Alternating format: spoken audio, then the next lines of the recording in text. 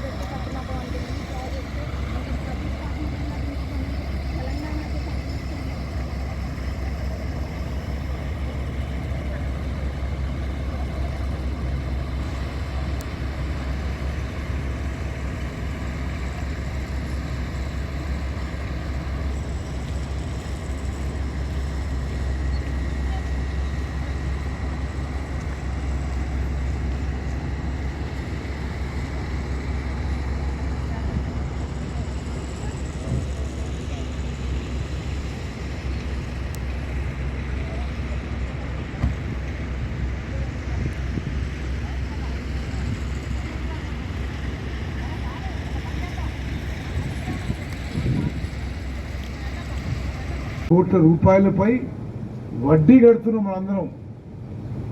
Project ఏమో నిరుపయోగంగా ఉండిపోయింది.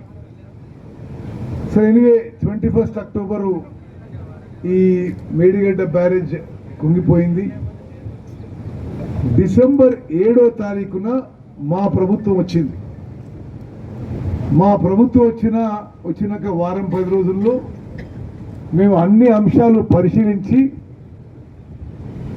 భారతదేశంలో డ్యామ్స్ అండ్ బ్యారేజెస్ విషయంలో అత్యున్నతమైన సంస్థ, అత్యున్నత నైపుణ్యం ఉన్న సంస్థ, పార్లమెంట్లో చట్టం ద్వారా ఏర్పడ్డ సంస్థ నేషనల్ డ్యామ్ సేఫ్టీ అథారిటీ. మేము